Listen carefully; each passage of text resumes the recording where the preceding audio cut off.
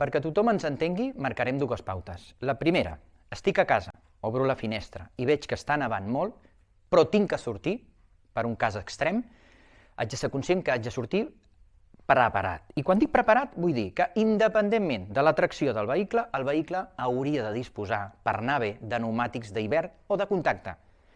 Dos, si hipotèticament el vehicle és 4x4, tindrem més avantatges, tindrem més capacitat de tracció, però principalment hem de sortir preparats. Cotxe ha de tenir pneumàtics de contacte. Segon cas, si jo estic circulant i està nevant i neva molt, doncs ja haig d'extremar les precaucions. Amb això vull dir velocitat, disminuir. Amb això vull dir distància de seguretat. Amb això vull dir anticipar-nos a qualsevol obstacle. Què vol dir? Que, hipotèticament, arribés a un cas extrem, que haig de parar el vehicle, hauria de recolzar-me amb els sistemes de seguretat activa, ABS, donar la màxima pressió de pedal, que és l'únic que em demana, i intentar mirar cap a l'escapatòria. No perdre la visió de cap allà on vull anar. 100% de la conducció és la visió, cap allà on vull anar, i màxima pressió. La qualitat la farà el sistema.